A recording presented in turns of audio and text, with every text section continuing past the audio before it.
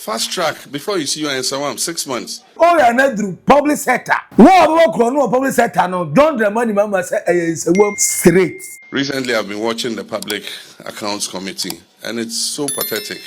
You know, why must we every year congregate at the Public Accounts Committee, and then you hear all kinds of atrocious, things. I mean, recklessness with public funds and resources. And so I have a meeting on Thursday with the Chief Justice, the Attorney General, and others to find a final solution to this Auditor General's report. That persons who are found guilty of infractions or do not follow due procedure or lead to loss of public resources, we must have a fast-track process to Nsawam.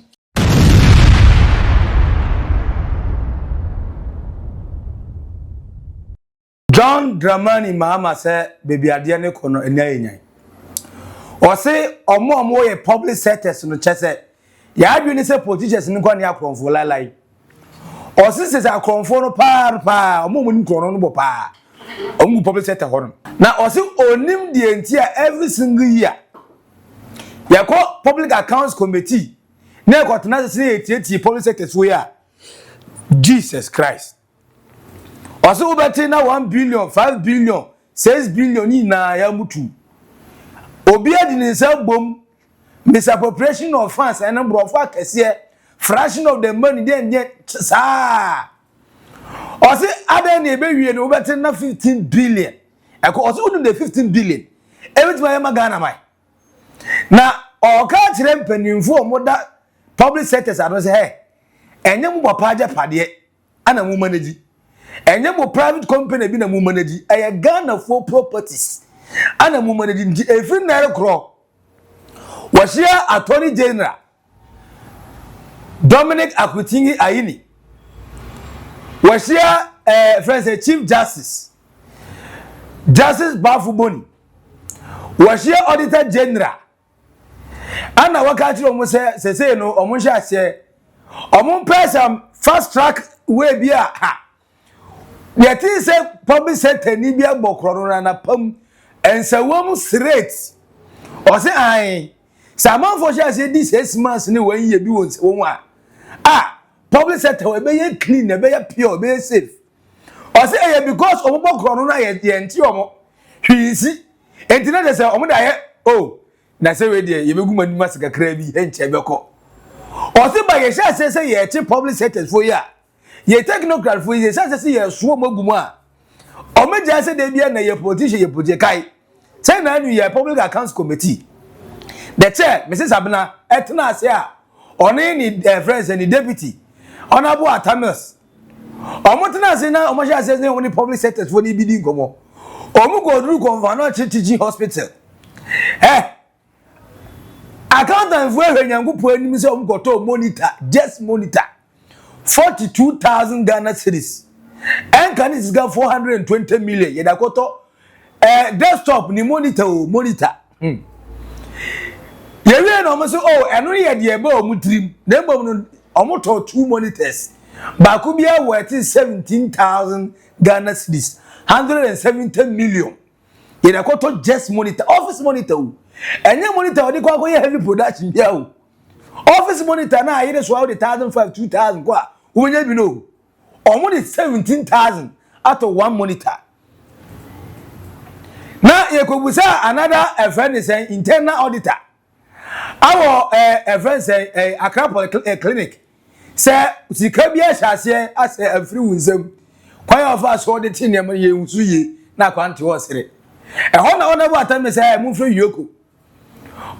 yoko fo mame na kwan na adwen say ye ba ase ye bidi agro yen fa boga bia nya swan wa hawo wodi man o manga na sika ye ka don buli uzati wa wo sere ye kese ye ho ye sere Ghana ni na teze ni nyansa ene ye busa se wodi ye sika edifu ye sika man no te wo sere when John Dramani Mahama say we nya fe emeni yoko se bia Attorney General ensha asem prepare na there's a provision our law ni mo e kire say public accounts committee for no ehihie omomra na omo ye omo din komoni na ewe ni ehu say amanfo aboye krono na sika krono maboye no say netia as I say parliament ethics committee but for now provision na wo law ni mu no emma yenya clear interpretation say emra no say ye ethics committee aye parliamentarians and ye form say committee no ma implement anaz a committee amunye parliamentarians but committee ayate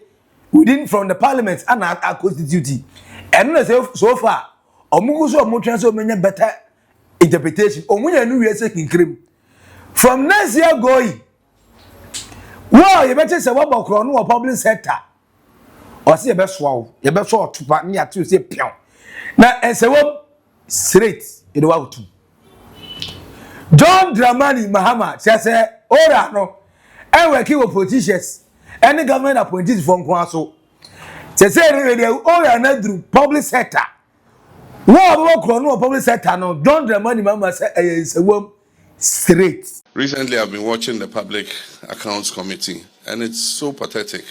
You know, why must we every year congregate at the Public Accounts Committee, and then you hear all kinds of atrocious, things. I mean, recklessness with public funds and resources.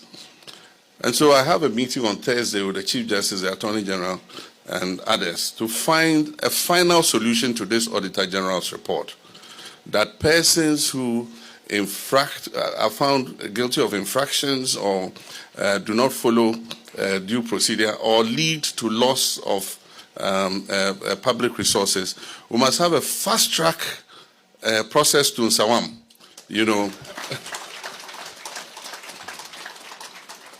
Fast-track before you see you in Nsawam, 6 months. Until we do that, until there's a deterrent, we're going to come every year and they say total misappropriation and infractions of found out by the Auditor General is about 15 billion cedis. I mean, if we save 15 billion cedis, can you imagine what it could do? And so we're going to have a meeting, we're going to brainstorm. We've not fully implemented the constitutional provision. There's a part of the provision that says after the Public Accounts Committee has sat on the Auditor General's report, Parliament must set up a committee. What we don't know is whether it should be a parliamentary committee or it's a committee not necessarily made of parliamentarians to implement the findings of the Auditor General. Right now what we use is the audits, the ARICs. Every department is supposed to set up an ARIC. But once they've come from the Public Accounts Committee, virtually nobody follows up on what's the recommendations that were given. And so the audit reports implementation committees are not working. And so we must find a way where we are able to create a deterrent until people know that you can be held responsible for these things that you do. They'll continue to do the same thing. And so after Thursday, I'm sure we'll come up with some way where persons who are culpable of misusing the resources of the people will be held to account so that others, do not follow suit. John Dramani Mahama we na okase o se omunkura say look say o yire ho na we wadwuma say public sector personal na say wadwuma ni na ba na we ya imagine say u ko fie na wakwakoda after pension after say wadwuma die na de ma na we ya wie na oda so le obetim atwu achachafo bre na twumu ede because when we say you go ni bia ma o doorstep police ni bia ma o doorstep ye me from court bia krono bia ni obo ye ho so ho fine dwumadi aga na de she wonza say ye as a public sector person no why you po to say this so clean akosi water de vita no bia ye kama ehote enti no say na wo so na o pan wine na obenum ade oputo na obenum ade because we safe hwi ni ho na mo say mo de enya ade amu betie mo bekoso obokro no ene munye ready pa ono so ni attorney general the auditor general any friend say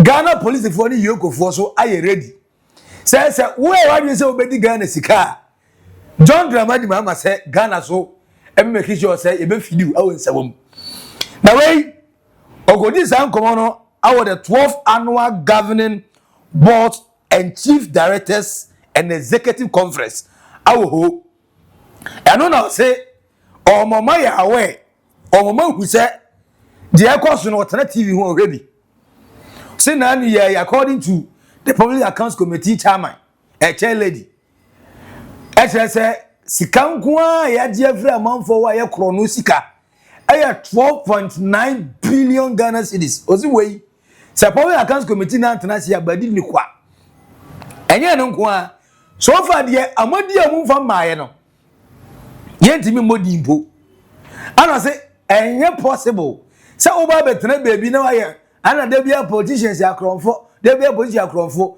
meanwhile de oti wa uye nie make say the public accounts committee chair lady after say what 42,000 Jesus Christ what's the most modi politicians that them say Ghana krono na mo nebo imagine say what's the 42,000 and no grana mo ye budget no e ba mutrim geke say ye be say to desk of the monitor e di be si ho e ba mutrim e ho na mo nton bi ba na mo nya price e wo mutrim 42,000 na mo de se ho edru ze mo ka tra ka e se mo kwakoto a eno mo simu wie he no che se eno mo hu Ghana mobo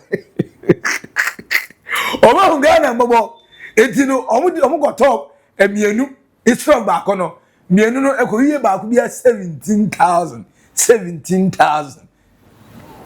ana se we ubeye we wie akotena se the position atem how enti na John Dramani mama so dia so se yentimi international nkase de bia politicians a headache politicians a problem yesika omudie ye tasika omfa so nya ye nyafu yi senka omu de hweye omu de ye akwan omu de ye schools omu de ye adwuma de amagana ka Ghana betumpon ka Ghana be kra be hwe meanwhile say wo konyo opportunity as a technocrat ne de ko she baby say wo susu hwe Ghana je pade so mana ene figures no say wo extra zeros minus zeros na o tifiri uyi bi firi ni na no ye wo self interest John Dramani mama say Nsawam await for you ni na no enye tintin bia ni se no scan de kwanda ho obetimadi na mom udi no kai say Nsawam eso da ho me say technocrat no the last time I me ni peni mpa bia o ye chief executive officer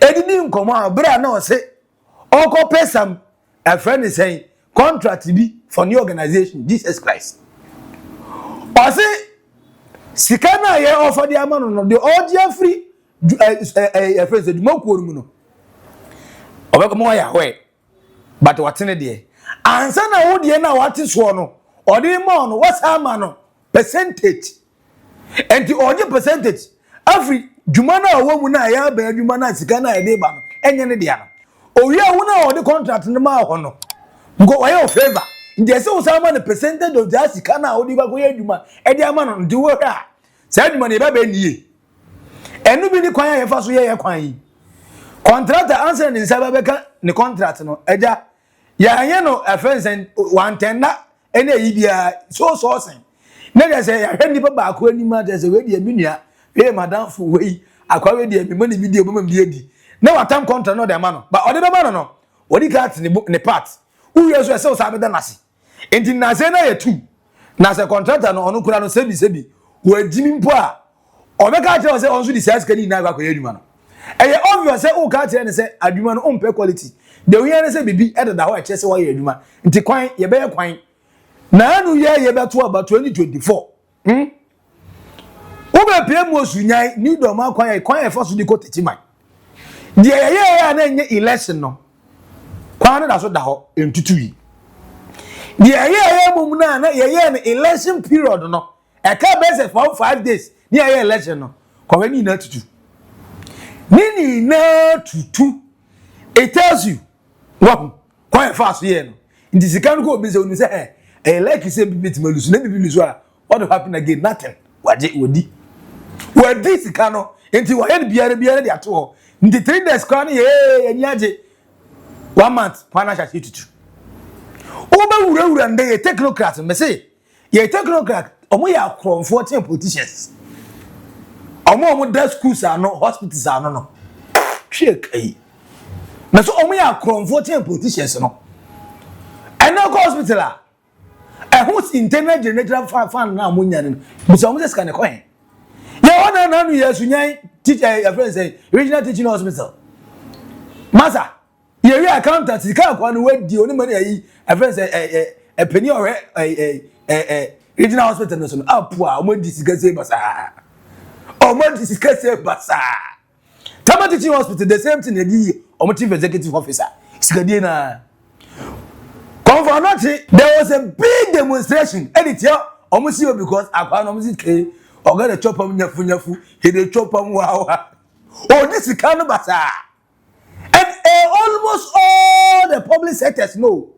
Baby, oh, this is kind of to what you say, politicians in one year for. Why is you going to man gossip? Oh, boy.